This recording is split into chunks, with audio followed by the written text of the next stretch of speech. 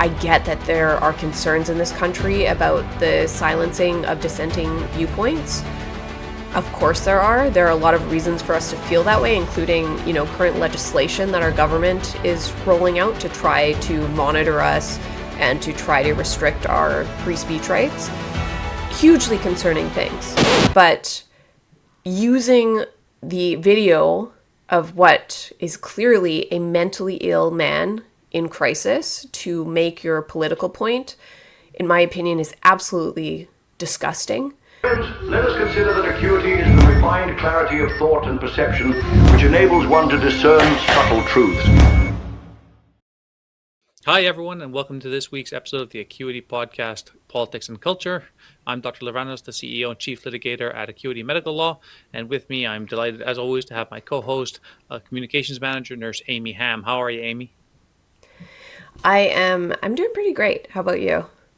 Yeah, pretty good. I know that this episode has us both a little heated right from the get-go, and talking about this the last 10 minutes and then getting ready for the episode, I can feel a little bit of the palpitations and the adrenaline going for these topics. There's a lot of really unfortunate, kind of tragic topics that we will be talking about, some controversial ones as well.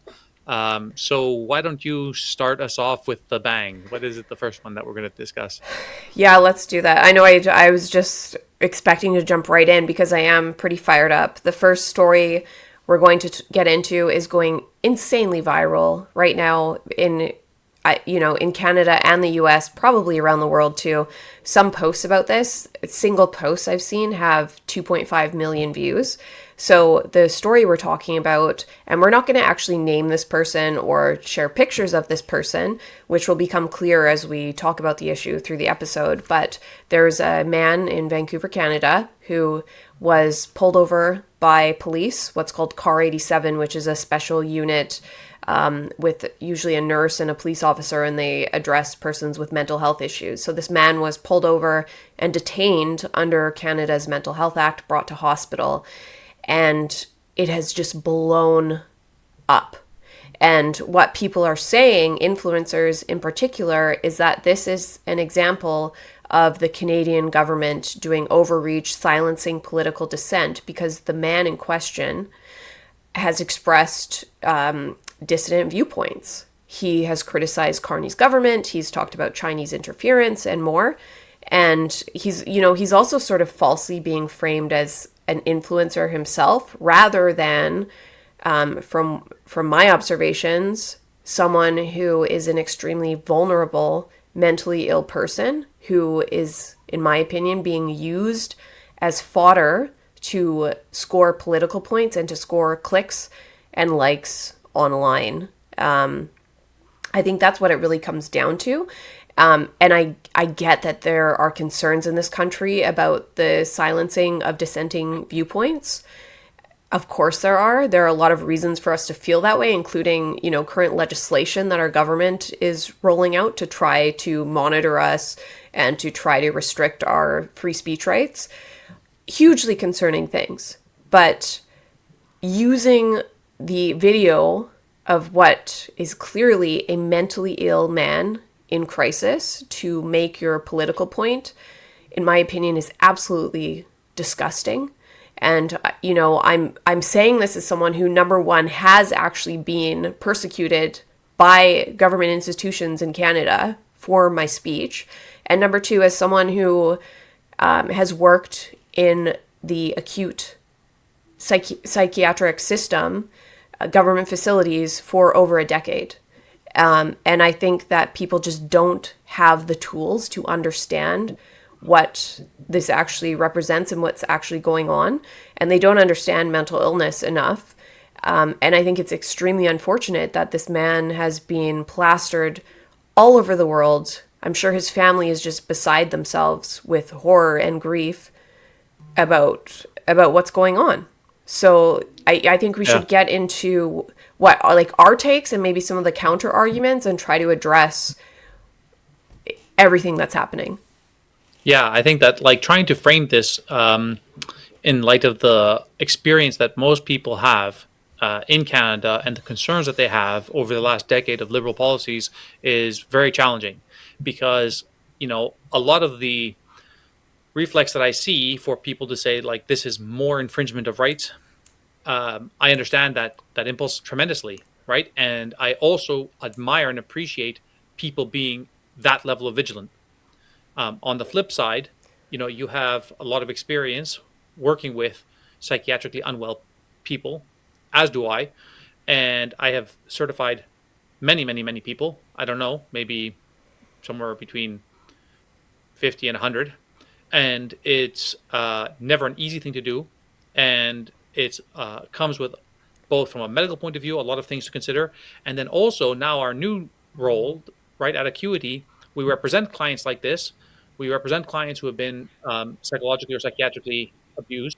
We talk to potential clients all the time about what they face, and we do a deep dive to represent people exactly like this person.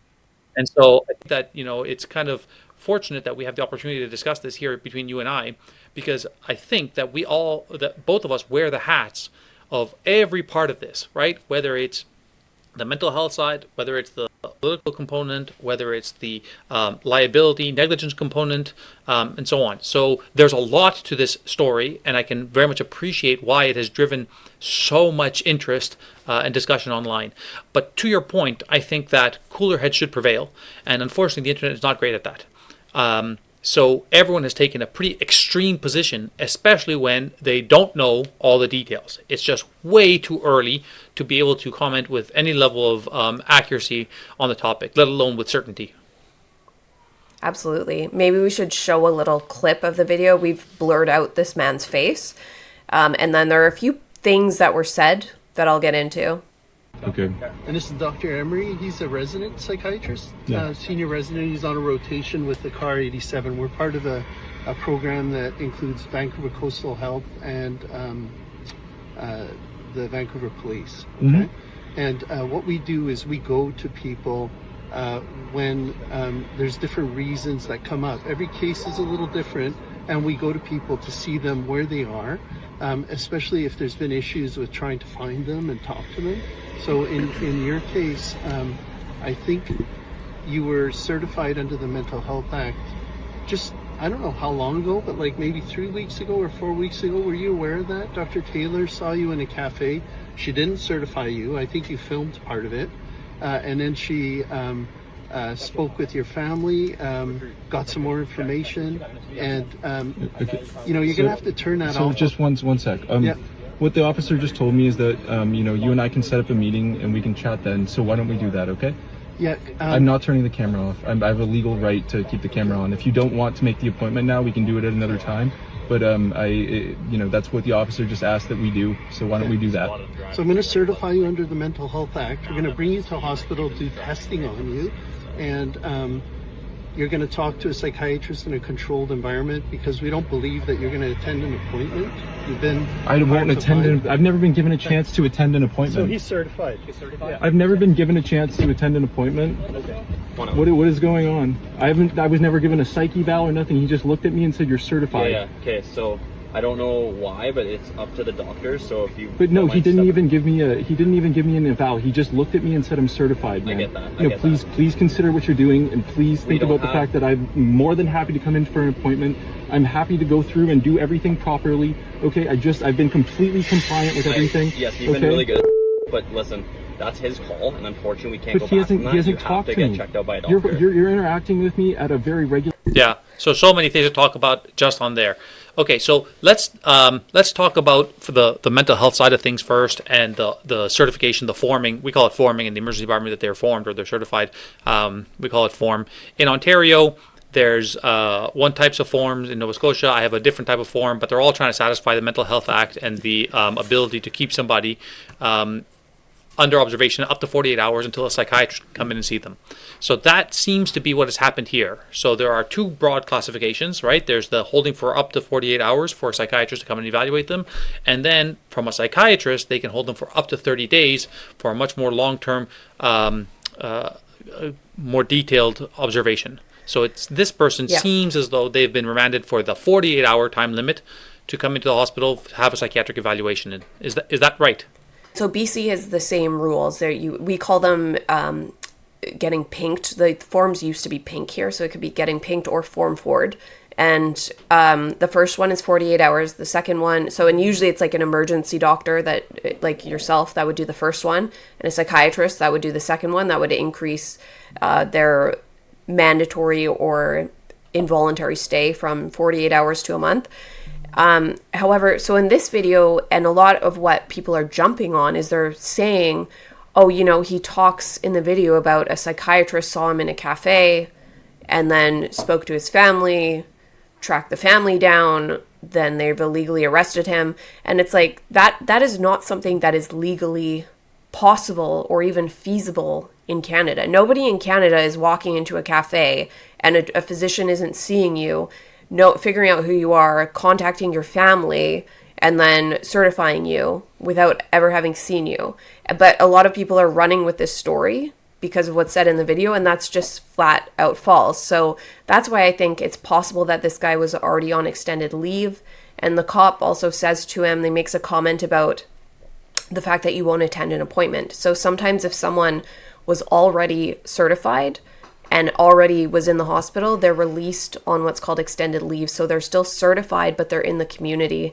And there are criteria that you have to meet. Otherwise, you can be recalled to the hospital, which I think might have been the case here. But still, I don't have all the details.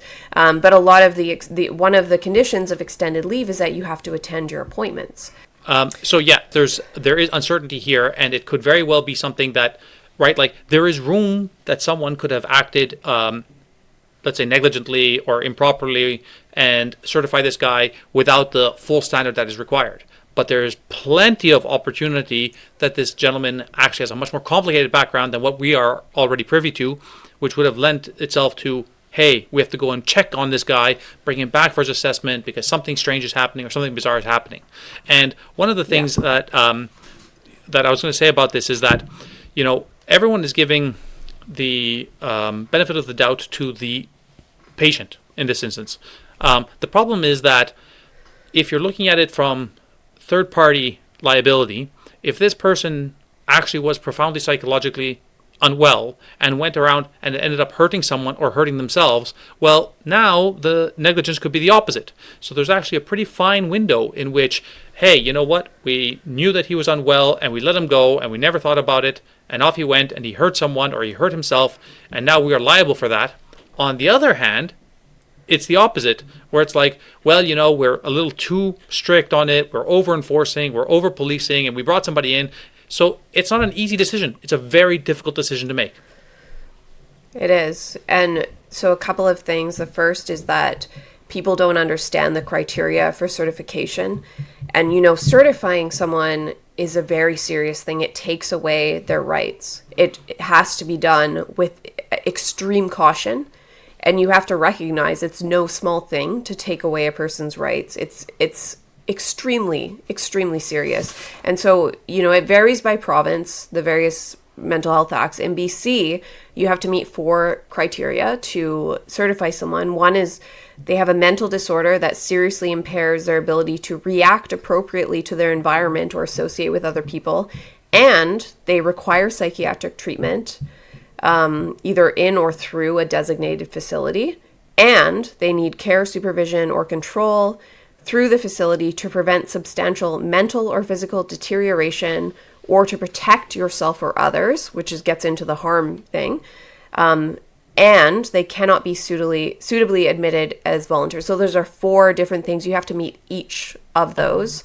Right, and because I would we just have say lots about of this people guy, who are quite sick, who come into the emergency department and are happy to be there.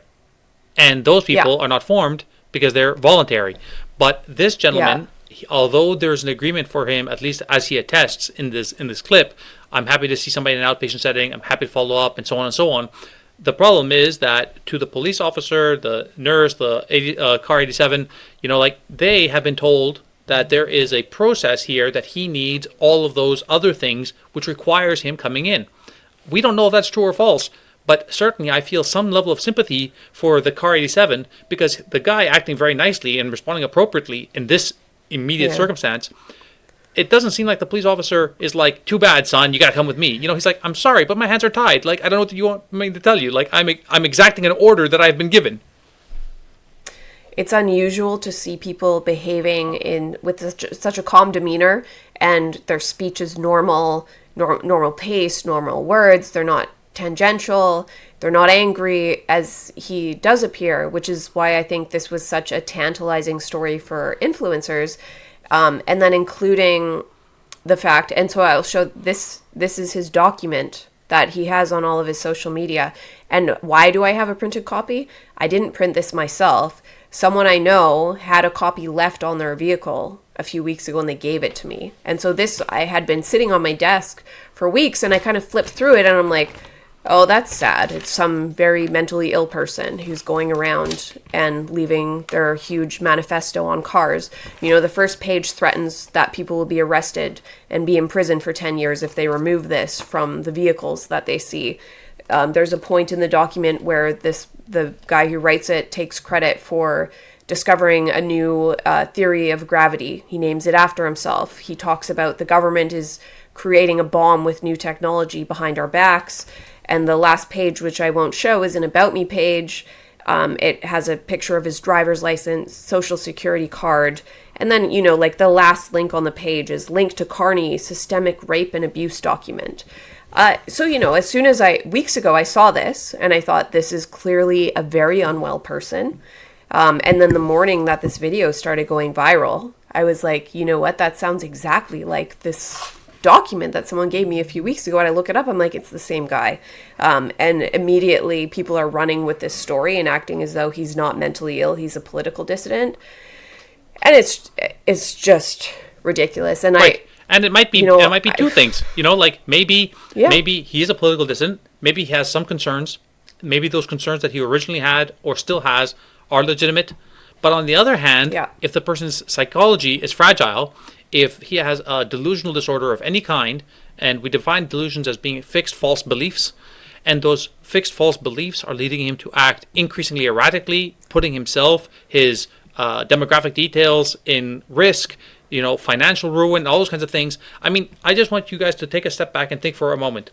If I'm in the emergency department and a person who comes in and their loved ones are saying, well, they've been gambling, they've been spending all their money, they've been hyper promiscuous, and we're very, very concerned about them. And the person there tells me, well, I'm a libertarian, I only get to live once, and so I'm doing this. Like, okay, on the one hand, being a libertarian, sure, you have some thinking there that makes you think, well, you got to live in the here and now, you're a free man, you know, et cetera, so you get to do what you feel like you have to do in the moment. I understand. On the other, this is a marked departure of who this person was. The family is exhibiting concern, and this is a particularly risky and reckless behavior. Okay, so do I let this guy go only so that he can be institutionalized in a week or 2 weeks or in a month, and then regret all the decisions he made, and then sue me? Or do I say, listen, man, I would really like it if you stayed for a psychiatric evaluation, and if you don't, then I'm going to be forced to have to certify you because I think you're going to do yourself a lot of harm. That is not acting from the state point of view. That is not any kind of policy that somebody is telling me that's going to force my hand to do things that are infringing on people's rights. It's a very reluctant decision I'm making for someone's health and wellness. Okay? And I want you to continue, Amy, and then I want to come back to a much more broad picture of this kind of policy level thinking. Sure. I mean, that was a really, really good example about someone who's manic and gambles, sexually promiscuous. I've seen, and you know, I'm so angry about this because I've seen hundreds and thousands of patients that are either manic or psychotic who ruin their lives. And sometimes they're repeatedly admitted over the years, and you get to know these people. You see them once, you see them a year later, maybe 2 years later. When they're unwell, they are not themselves. They are vulnerable. They deserve to be protected. And I believe this is the case for this fellow. And it absolutely sickens me that he's being used as fodder like this. And then, you know, to your point about the fact that I'm just trying to do what's best for my patient in the moment, I'm not being given direction from above.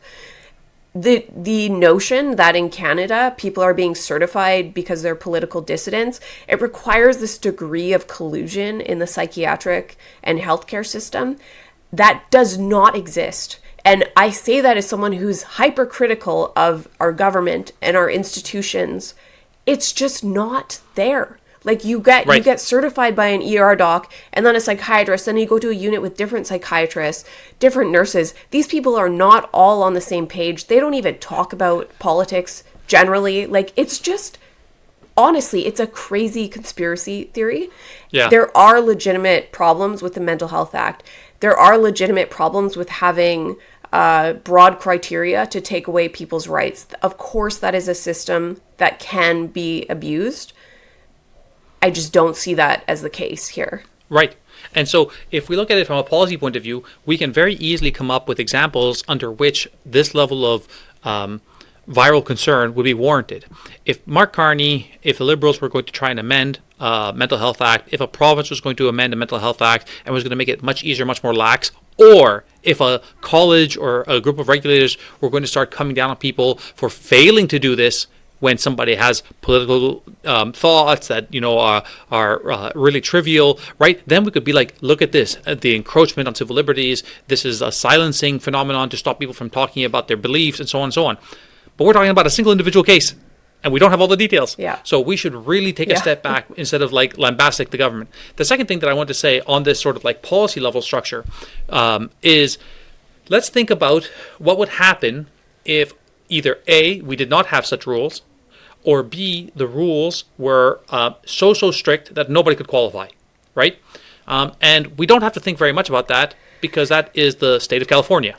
In California, hundreds of thousands of people are walking around with profound mental illness and profound histories of drug abuse, and nobody wants to do anything about it, and cities are destroyed, and there are literally maps that are collating where human feces is littered all over the cities and their streets. So those people, what should happen to those people? It's a free world, it's okay, it's a public sidewalk, a janitor will come by, the public maintenance will come. No, these people need help. They don't want to be doing that. Yeah. If you could look at these people who have psychiatric histories, pre and post admission, pre and post recovery, they think to themselves like, oh man, that was bad. I was in a bad place. That there is a tremendous abundance of people like that. We all have examples of stories like that, and I've got a fantastic example. I saw a lady, I'm not going to say where, I'm not going to say how old, and I saw her the first time and in the emergency department, and she came in and she was a little concerned about things that were kind of frivolous, and I was like, well, you know, I don't think that makes a whole lot of sense, and you know, you seem particularly worried. Is there something else going on? There's something else that you're concerned about? She's like, no. Eventually she leaves. Okay, fine. No big deal. I see her a second time. The second time, she's dressed slightly differently. She's dressed a little bit more promiscuously. The conversation is a lot more suggestive. I'm like, but that's a little strange, but I don't know this person. And I've reassured her now a second time, and off she goes. I did not see her the third time, but I was in the department the third time when she came in, full on mania. And she was certified and she was admitted. And a friend of mine was like, oh, you saw her last week, you saw her 5 days ago. She really went off the deep end. There was a way worse. The situation got way worse. She was hyper promiscuous. She was spending thousands of dollars that she didn't have, racking up all this debt.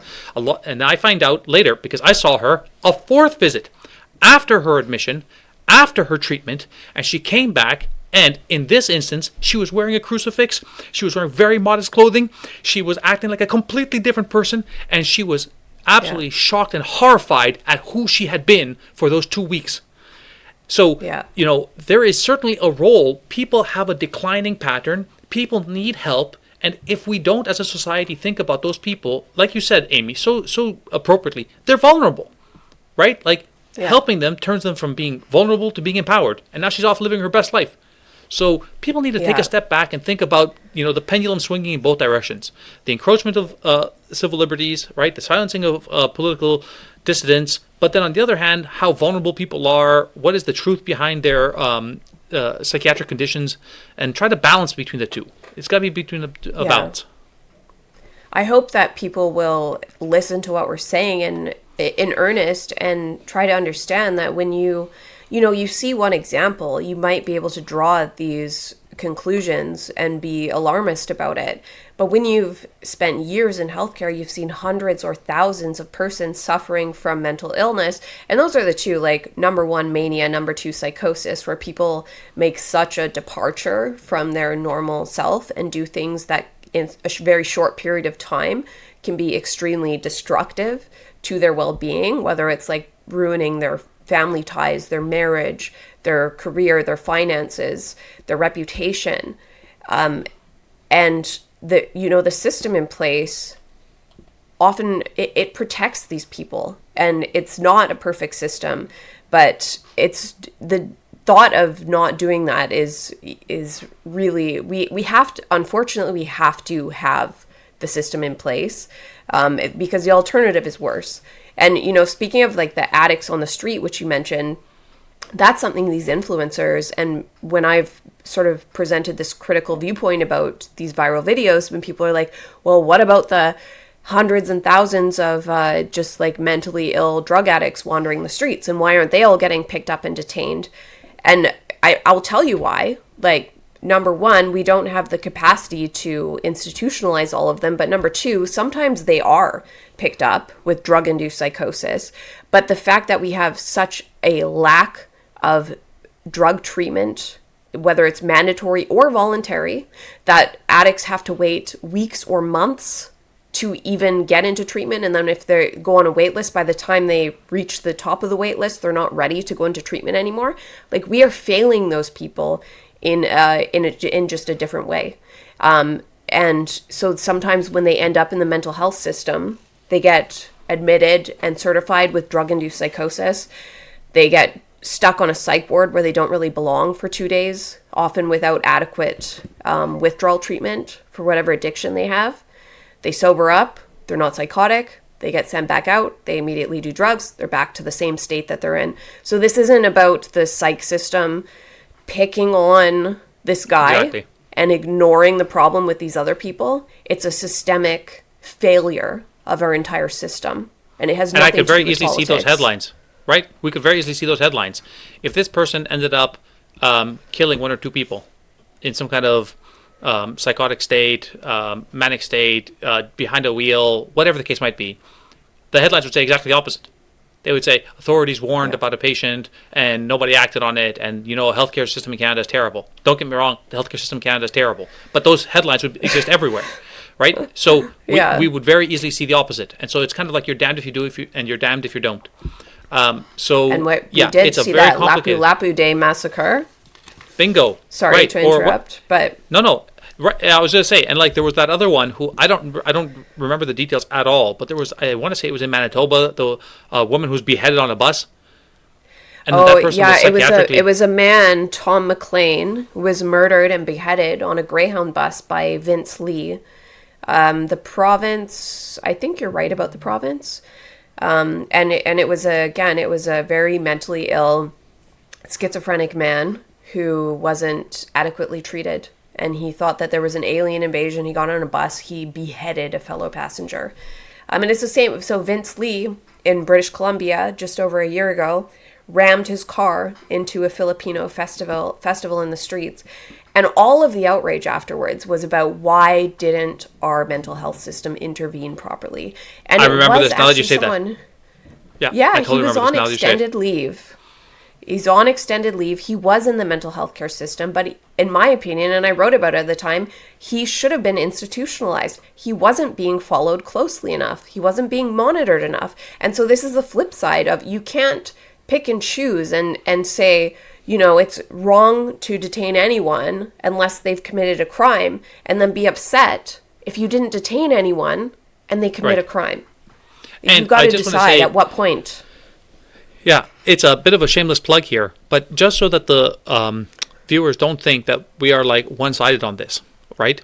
We literally represent patients who have gone through processes like this, and we believe that the physicians were involved were negligent.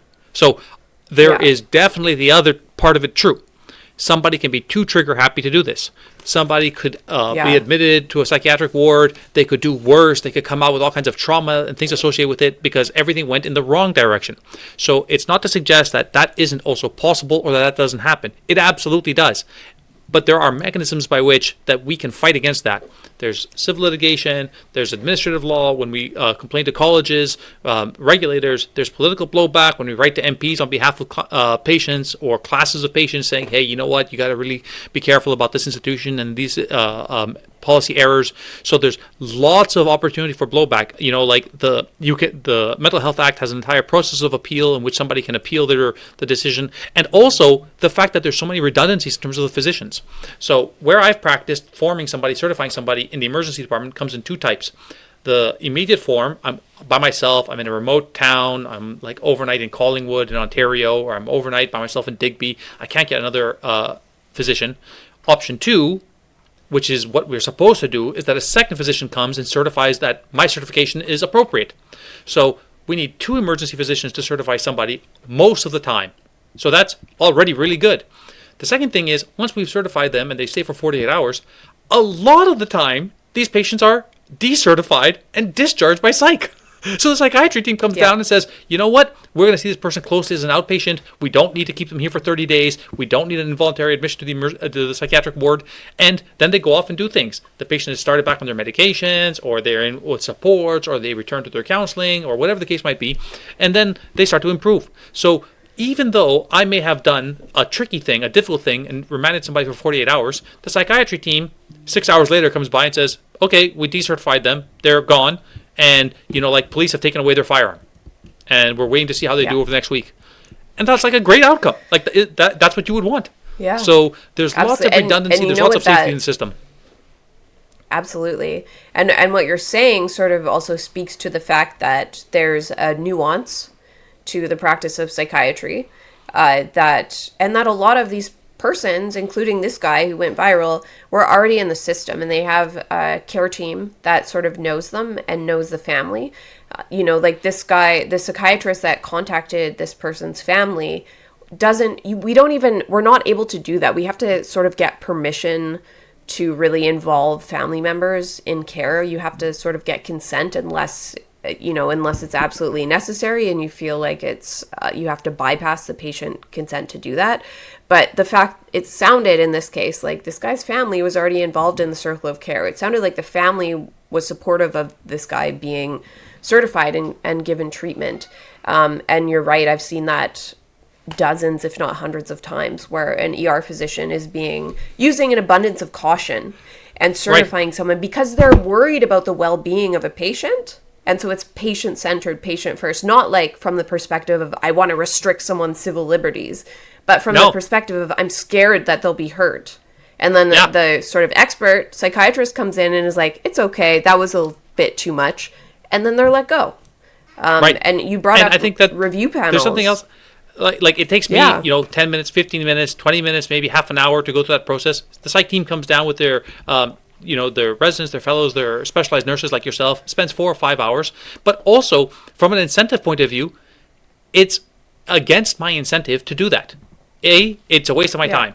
I could see more patients, and most emergency departments have a fee-for-service component, so this actually slows me down. The second thing is, I could have just discharged them and not have to deal with all that paperwork, not have to call a consultant, not have to write all their orders.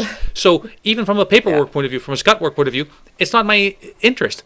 If there was no altruism on behalf of the patient, patient-centered care, and if there wasn't any risk of liability, we would discharge all these patients right away. But there are forces in play that make me have to do the right kind of things to try and protect people.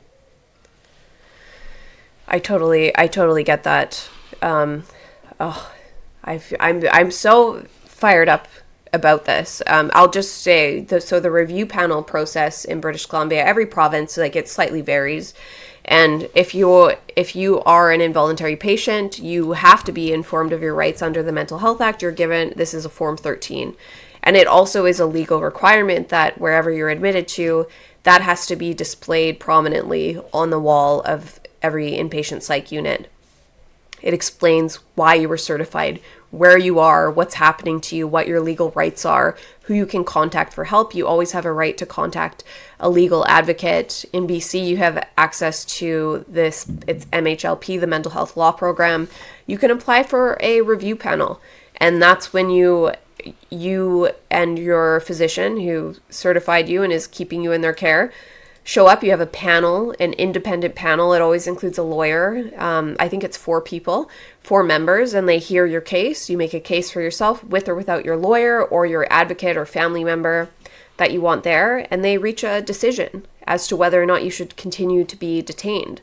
And I would say after, seeing more than a decade of these happening, including with patients like this guy who went viral, who's very well-spoken, he's highly educated, I'm sure, as a lot of people are aware, because we're trying not to share details about him, but he is a highly educated person and presents really well. I've been surprised. I would say my overall take from the review panel decisions that I've read over the years is that you usually know what way it's going to go, but I've been surprised by persons being released from detainment when I still thought that they should be detained.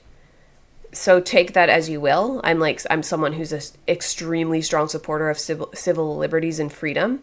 And my take after years and years in the system is that sometimes the system has been more lenient than it possibly should have been. Exactly. And it should be. Yeah, I was going to say, I often talk about this concept of the direction of error, right? The direction of error makes a really big difference, right? Okay, so we talk about type 1 errors and we talk about type 2 errors. Type 1 errors is a false positive. You pick up something that you were not supposed to, and type 2 errors is a false negative. When something was positive and you classify it as a negative and off they go. If we think about it, perhaps most importantly in the criminal justice system, is if you imprison somebody false or if you let somebody guilty go. Right? Those are the 2 types of errors that can happen. Which of those 2 is the greater evil? It is way, way, way worse to jail an innocent person than it is to let a guilty man go free. It is way worse, right? So that's why the standard of proof that's required in the criminal justice system is beyond a reasonable doubt. So it's like 95% plus, 98% plus, more likely that this person was should be convicted. And so when we're in this situation, it's the same thing. We let lots of people go home who may have had some passive suicidal ideation. We let lots of people go home who are depressed. We let lots of people go home who have probably some personality disorders. We let lots of people go home who have some kind of mild delusional state. And they're like, well, sometimes I think that the airplanes are tracking me or whatever. And you're like, okay, but you seem pretty safe. And the mental health will see you as an outpatient. And you have no access to weapons. So fuck it. So we have lots of times where we do our best to make the error in the direction of somebody's freedom. We have no incentive whatsoever to do the opposite, right? We have no incentive to jail somebody who's more likely to should have been free, right? So the direction of error matters a lot here. I always say, to my wife, if you spend a lot more time teaching the kids, playing with the kids, and other things fall apart, that is a good direction of error. I prefer that direction as opposed to, I cleaned up the whole house and I cooked you this elaborate meal and the kids were on iPads all day. You see, so the direction of error makes a huge difference. And here, without knowing all the details, based on the manifesto that you've already read, Amy, there is at least some concern that this should have happened, and we have a lot of uncertainty there. But I appreciate why it is so viral, when we have Mark Carney and the Liberals and the subversion of all our freedoms and people, the convoy and people's bank accounts being frozen, et cetera, I understand the hypervigilance and I applaud that reflex. We should have that reflex in society. We should be like, wait a second, government is overreaching. That's how you should think. Especially, Amy, you've done some pretty good intakes. You know what I mean? We actually have psych patient intakes and potential clients. Yeah. So, you go ahead. Let me pose that as a question. So, just to round out the fact that, especially at Acuity, both Amy and I are vigilant to this potential for abuse. We do represent clients who are concerned about these kinds of overreaches from psychiatrists, from hospitals, from emergency physicians, et cetera, et cetera. So, Amy, touch on what your perspective is on the risk of abuse here. I think, of course, I sort of already addressed it about, it requires a level of collusion between providers that I don't think really exists in the current system. But granted, sure, I think there could be instances where a certain psychiatrist might be convinced by a patient's family for ulterior motives to certify someone. Maybe the family is misrepresenting the client or their behavior in the collateral that they give and making things sound as though it's worse than they actually are. and someone might be certified for nefarious reasons at some point, but it's definitely not a perfect system in both in terms of the way that we certify people and in terms of even psychiatric treatment in general. Like, psychiatric meds have terrible side effects. We don't put a lot of money into research into psychiatric treatments. Like, there's so much that can be improved in the system, but I have never seen an example of someone being politically persecuted in the psychiatry system. Like, there are other systems, including the court system, the tribunal, BCHR, human rights tribunal systems. There are other institutional systems and bodies in Canada that are able to do this type of persecution, and I personally have not seen it play out in the mental health system. I agree. I have not. But this is an interesting story. It went viral for a good reason. It touches on so many things in society, from healthcare to politics to culture, to rights, negligence, and so on and so on. So I'm sure that we will talk about it some more. But the takeaway is just take a deep breath, evaluate both sides of the equation, and wait for sufficient data to be formally released before you can sort of finalize what position you take. And I think I would just really implore, I don't know how many of these influencers that are making this story go viral will watch or hear this, but I think I'm really angry by this story, because I feel really terrible for this man. I think he's going to be dealing with the repercussions of what's happened this week for the rest of his life. Probably not in a good way. This right. is someone who's highly educated, and how does this look to any future employers, and how does it work out for someone who's experiencing delusions to have millions of views and thousands, hundreds of thousands of people feeding into delusional beliefs? It's really awful. It's awful. I think potentially people have ruined his life. Yeah. Yeah. I'm horrified by it. That was a really big viral moment in BC, and we actually have really big viral news that came out of Nova Scotia. So this is a really kind of insane story about a 23-year-old woman who presented to the hospital in critical condition. I don't know anything about it firsthand. I'm only talking about what I've heard in the news because it's going to sound like I know what happened. I have no idea. I don't know who this person is, their background or anything. But what the news has articulated is that she's 23 years old. She presented to the hospital with the appearances of having recently delivered a baby. And so as a consequence of that, the police got involved and were on a hunt to try and find a missing newborn. There was an insane search over the weekend. It culminated in finding the remains of a newborn infant, and they were just outside of the city of Halifax in a wooded area, which is in and of itself villainous, absolutely awful. 4 people were initially arrested, 2 people were let go, and 2 people have been formally charged with a series of crimes. Sukhpreet Singh, 23 years old, and his wife, I presume his wife, Ramandeep Kaur, who's 26, were charged with disposing of the body of a child with the intent to conceal a fact that it had been delivered, and 2 counts of obstruction by lying, including to a police officer, and offering an indignity to a dead body. So multiple counts for each of them. They appeared in court today. I think today. And they are both in jail. They both have relinquished their idea for bail, and they're serving their time as they're in the process of going through the rest of the criminal hearing. And that's what we kind of know so far. This has gone spectacularly viral for many reasons. In the conservative side, when people are thinking to themselves about how much they may or may not be against abortion and what options are available to women and why this could have happened, I have a very good friend of mine who helped create a company that's called Hope's Cradle, where these are little baby boxes that you can drop off a baby that you don't want. And then they are alerted and they come and they pick up the baby and deal with it and go through that to try and prevent both abortion and stories like this, if this is what happened with this case. So people are talking about it from that perspective. Of course, on the other side, a lot of people are jumping to the racial component because the two people who were charged happen to be of Indian descent. And so people are wondering what is the role that plays. And I hear all kinds of things online, like, quote unquote, deport them. We don't know if they're Canadian citizens or not. We don't know if they're naturalized or not. We don't know anything about that. We don't know, what was the nature of this person. Was this some form of surrogacy, et cetera, et cetera. And so, the rumor mill has gone spiraling and spiraling on this topic. And it's all aflame here in Nova Scotia.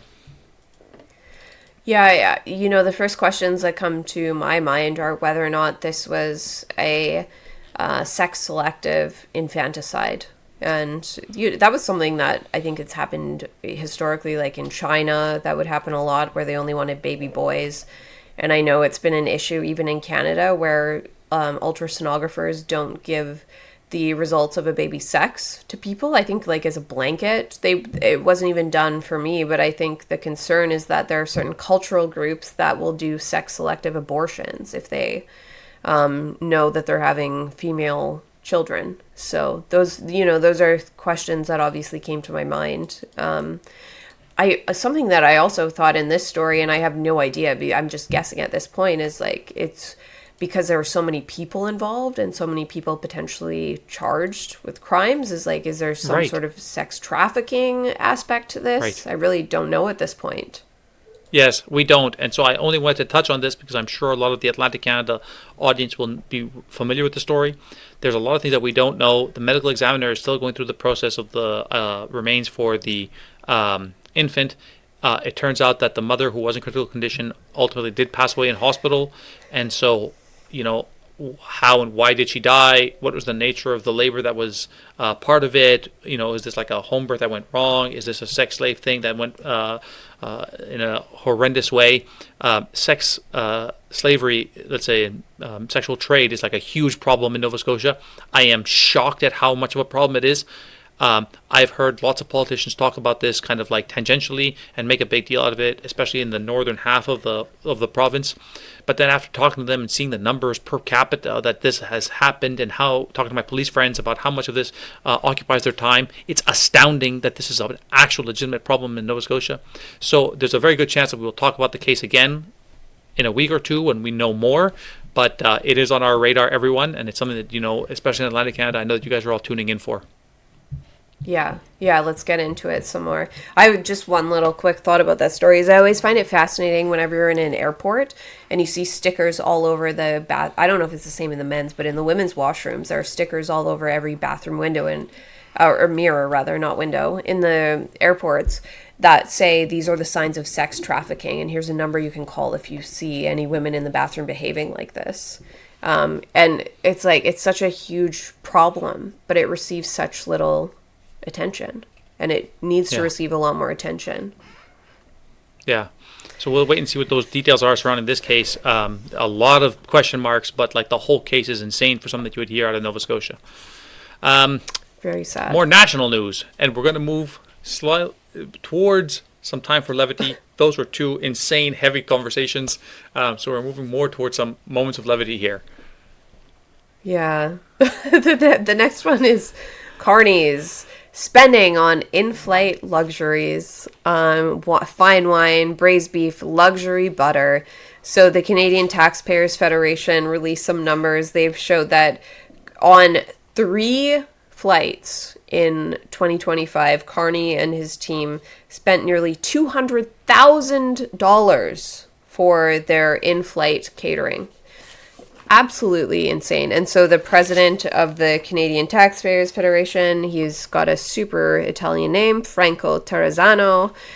He said that's more than the average Canadian family spends to feed the whole family for an entire decade. And we're talking about 3 flights with Carney and his crew. That is horrendous. So big shout out to the Canadian Taxpayers Federation. Those guys are absolutely great. I know a lot of them, and I love their work. They do great work arguing on behalf of taxpayers, and it's largely a thankless job. The taxpayers are totally oblivious because you think that you're giving your money to some kind of altruistic institution, and it is not. It is people who spend $200,000 on in-flight food, and that's like over, like not 1,000 flights, that you could easily foresee that it would come up to that, but like 3 or 4 flights. One of the is absolutely funniest. Wild. It's horrible. I was laughing my ass off because someone, and I sort of retweeted this without context on my X profile, but someone just replied, "He only deserves margarine." That'll be. I mean, like that could be a great Canadian meme. And think of this context. So, 2011. We had Bev Oda, who was the Minister of International Cooperation under Stephen Harper's government. She went to a fancy hotel. She spent $16 on a glass of orange juice. It was like the nonstop story for at least a month. Oh, yeah. $16 orange juice. Yeah. And now it's like, what, $16 orange juice, Armageddon. 200 grand on 3 flights for catering. No big deal. Nobody seems to really care. Never mind the fact that Mark Carney's like net value is $7 million US. I think someone should start a petition and be like, Mark Carney should repay the costs for his in-flight catering, like Bev Oda repaid for her $16 orange juice. Totally. I am privileged in many ways, thank God. I have no idea how you could spend, let's say, $5,000 or even $10,000 on a meal, even if I had 8 friends with me. I don't know how you could spend that much money on a meal. The most expensive, nice restaurants in Halifax, you spend $200 a head. How could you possibly spend $20,000 a head?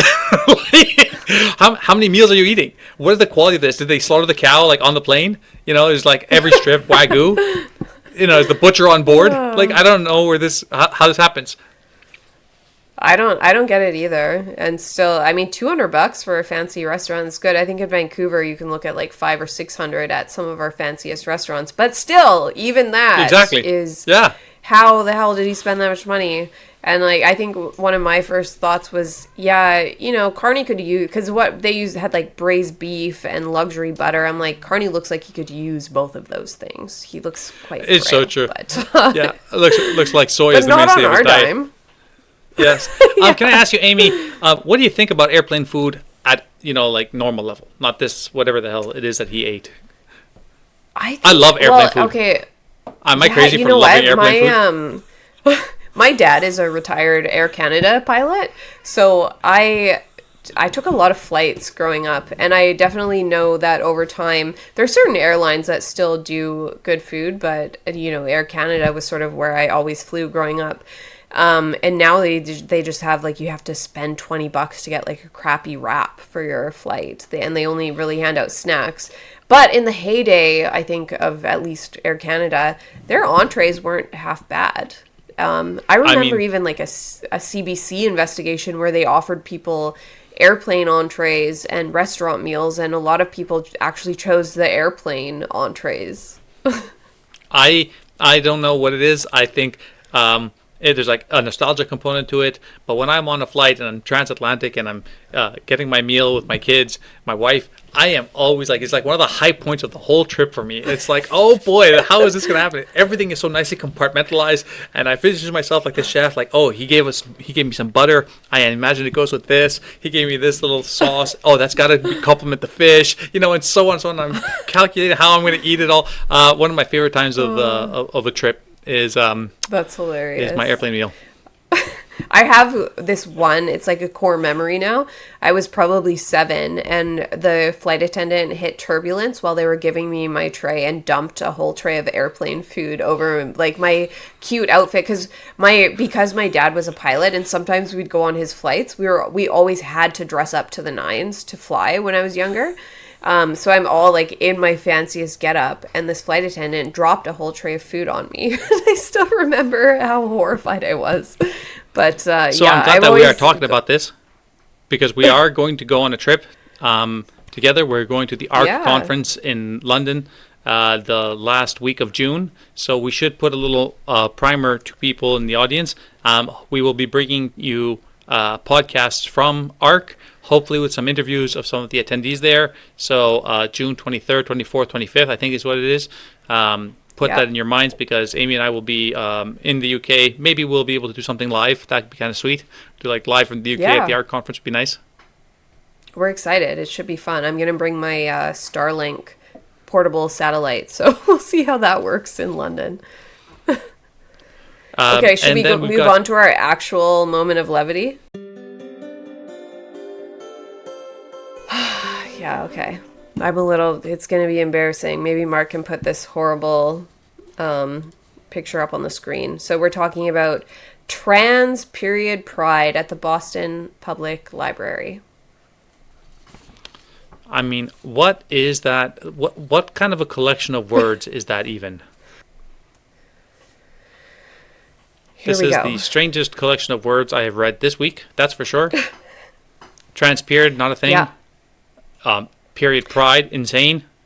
What is this? They've really come full circle. So you have these people who are female, and they apparently have so much gender dysphoria that they have to try to escape their natal sex and claim to not be female anymore. But then they pretend that they've become either male or non-binary or whatever other gender. And then it gets to the point where I think they realize that they haven't been able to escape female biology. They still have menstruation. And then they're like, let's have a pride parade for that. And it's like, you've come all the way around. What if you started at the point of accepting your biology and being okay with that rather than doing this whole route? Like, okay, I love that line. You were female, you're still female. Which line? Look at a great line. For a consciousness-raising discussion on menstrual equity. Wow. What nonsense. Yeah. And there's also the catered dinner and free period underwear. What? Yeah. I mean, on the one hand, like we've said many times before, this is terrible and awful and, denies reality and, in a sense, fosters delusions. But then on the other hand, spectacular satire for us. So I mean, every once in a while having to talk about something like this is kind of amazing. So I hope that the audience gets a good laugh communally over nonsense like that, because it continues to exist no matter how much progress we've made against this trend. I mean, could you imagine being the poor MSNBC host who has to go there and cover this event? Or the waiter being like, here is your steak and here are your period underwear. Yeah. Maybe that's why Mark Carney's steak is so expensive. It comes with a side of sanitary products and period underwear. I have to give credit to Mark for the joke. So thanks a lot, everyone, for tuning in. Subscribe, follow, retweet, whatever it is that people do. It means a lot to us. Most importantly, leave a comment, because we love to hear them. We talk about them amongst ourselves as a group. And if you have questions or thoughts about a future episode, please feel free to leave those comments as well. Yeah, and we'll see you next week. We've got a spicy episode coming up for next week, too. So we will see you then. My friends, let us consider that acuity is the refined clarity of thought and perception which enables one to discern subtle truths.